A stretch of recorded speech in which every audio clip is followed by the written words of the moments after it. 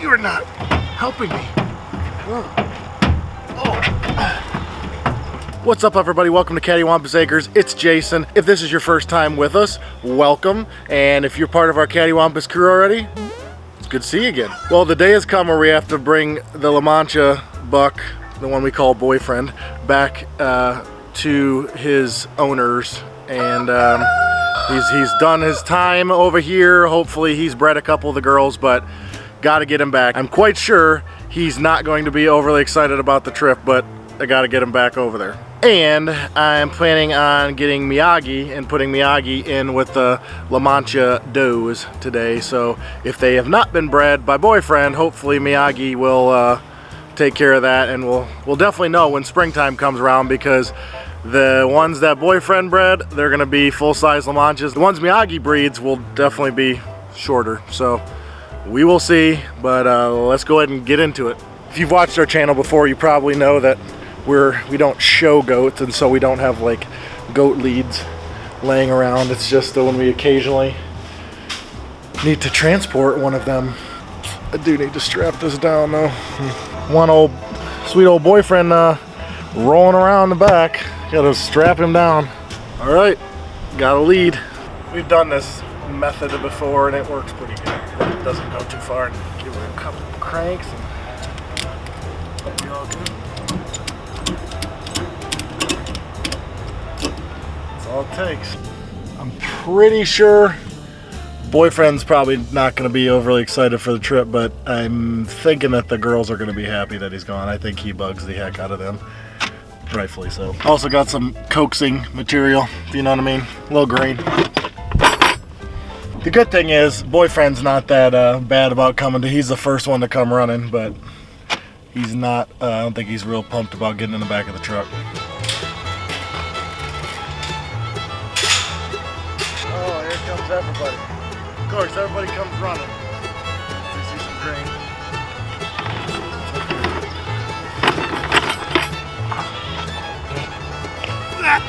Oh my God! You are not helping me.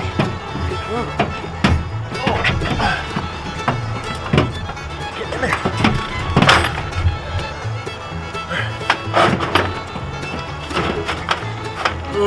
All right, bud. Ready to rock? Yeah, this is the last time you could be moved in one of these crates anyways. You're at the top, so we're gonna get you there quick.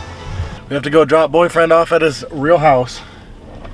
Definitely got, oof, that buck smell on my face. On my face. Ugh. Ugh. He does not like going up into the back of the truck. I understand, but man, he does not smell good when you get him that close to you. Well, we made it to drop old Boyfriend off. I'm sad. He was fun to have around. He's a sweet goat, and he loves being around people, even though his smell doesn't make you think that. So yeah, I'll drop him off and head back home. We think the plan is we'll put Miyagi in with the La Manchas once we get back, because if they have not been bred, we would like to have them be bred so we can make sure that come springtime we have some milkers. If Miyagi breeds them, we will have some mini Manchas. Boyfriend bred them, we're gonna have some full bred La Manchas, so we'll see. Time will tell, time will tell.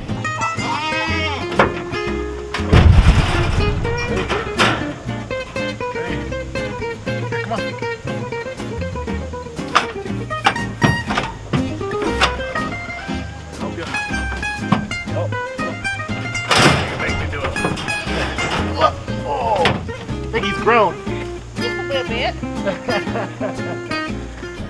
All right, we got Boyfriend dropped back off at home, at his home.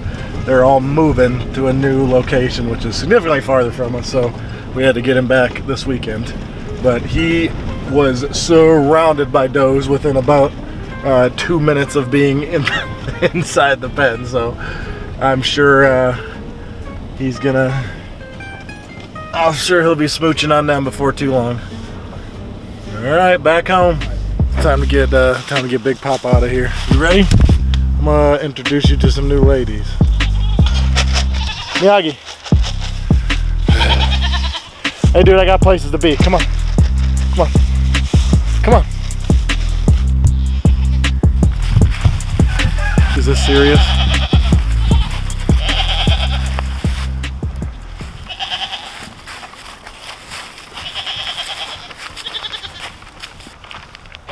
Hulk thinks he's helping. He ain't helping. Come on. Steven definitely ain't helping. Oh no, that's gonna work out for you there, Steve. His smell is like 1,500 times worse than a boyfriend. Oh, Luna. Luna's excited. I don't know if it's the food. Oh, she is interested. Look at her. Look at her. She's not looking at the food. She's looking at a boy over here. That's right.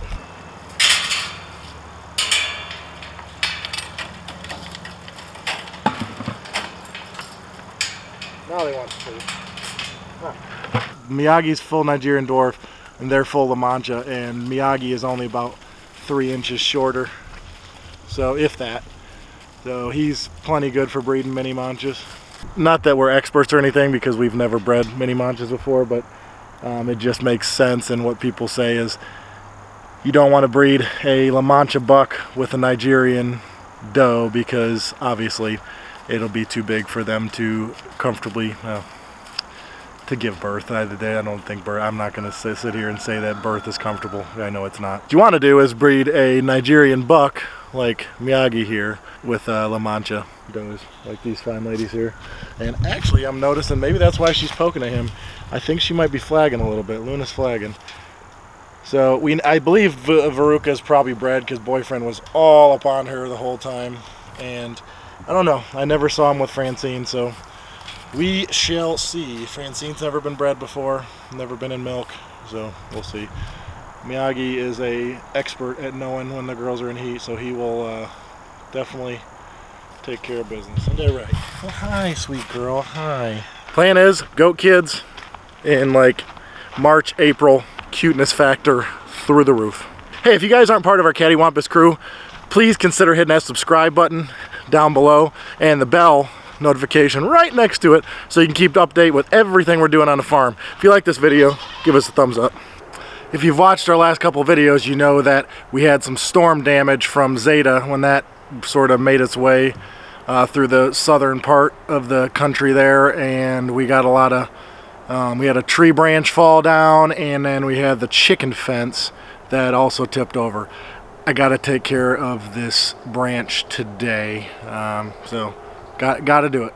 But for those of you who know me, know that anything involving a chainsaw is not exactly a chore or a task to me.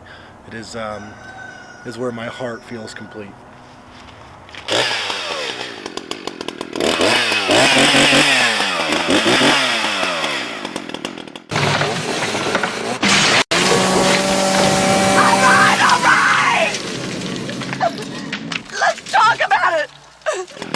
This isn't going to be a review video, but I think eventually I'm going to do a review on this Echo Timberwolf. So for those of you who like chainsaws, stay tuned for that. That's not today.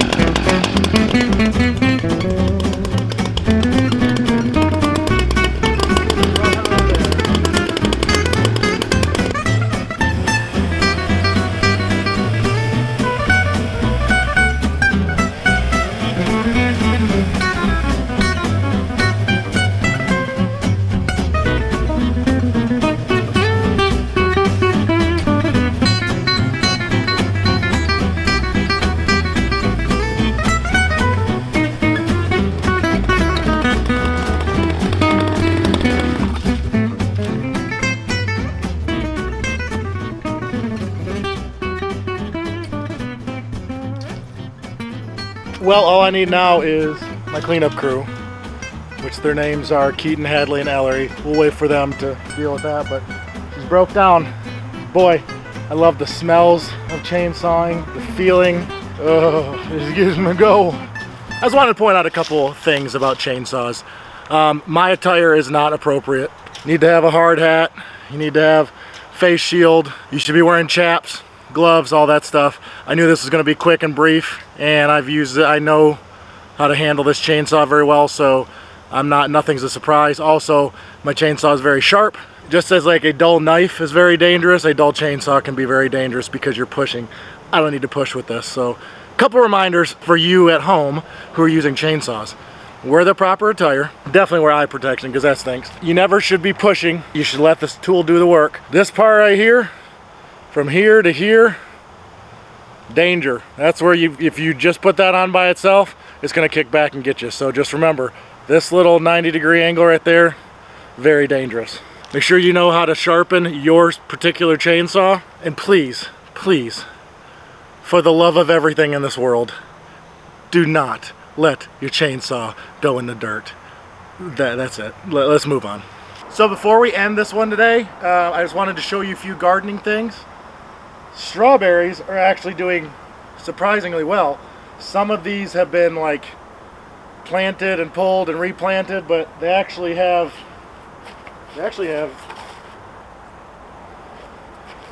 some strawberries on them. Very good. Lemon tree, if you can see this, we're developing some pretty good lemons on here.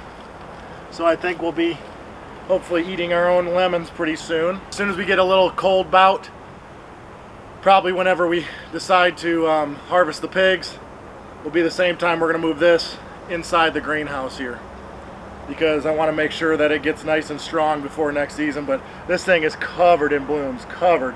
There you see, there's going to be a whole bunch of lemons. These are all blooms that are coming out. So orchard's doing good. I promise on one of the next videos we're going to prune this snow angel peach tree. I want to get it done because I don't really even know that much about this particular peach tree, but I feel like they don't go dormant for very long, and it's already got buds all over it. It'll be fruiting in like March or April. So I want to make sure that we are ahead of the pruning so we're all ready, and I want to keep everything within arm's reach of us so we don't have to get in ladders in here, because the goal in here is food, like I guess miniature food forest. And so starting with the fruit trees, and once those get established canopies, then we'll come down, we'll start planting herbs and other edible stuff below it. When people tell you it's too late to plant stuff, yeah, I mean, depending on what the consequences are, you don't always have to believe them. That's that warm weather crop. That's the sun hemp that we have growing as a cover crop in our big garden. It's at least a foot to 18 inches tall, so it's fine. I think we're gonna do all right with that. So we may chop some of that up, give it to the goats. The goats really like it. A lot of it we're gonna chop and drop it where it's at, let it compost, and then till it in. Our enclosed garden, we planted some late season stuff, some cool weather crops. If you can see this lettuce, leaf lettuce, this stuff is very good leaf lettuce, organic as it gets. Beets, nah, probably not going to make it, but I think Lauren pointed out that MI Gardener said that you should not plant beets from starts. Yeah, live and learn. Cabbage is coming up, kale's growing. We could actually eat some of that kale, we just haven't been. We're trying to see if we can get it sort of flipped up a little bit. Lauren and I were looking in here the other day and talking about how we need to get the fabric down, because this area beside me here is just going to be raised beds. We're not going to grow just in the ground anymore, so we're going to put our fabric out in the aisles. And we were like, man, we're already getting weeds back. These are not weeds. For those of you who garden, you may notice these are actually tomato plants. So what we've decided, and I'll pull one for you to show you, that's actually a little tomato plant. What type of tomato plants all of these are? Basically all this whole garden is covered. It's probably from when the pigs were in here and the tomatoes that had dropped on the ground and the pigs did their thing. I don't think the pigs really digest a lot, and so if you have pigs and you let them eat from your garden, or you feed them stuff from your garden, just know whatever you fed them is going to grow where they poo-poo at, if you know what I mean. So what we've decided is we're going to give it a try. Whether it works or not, I don't know.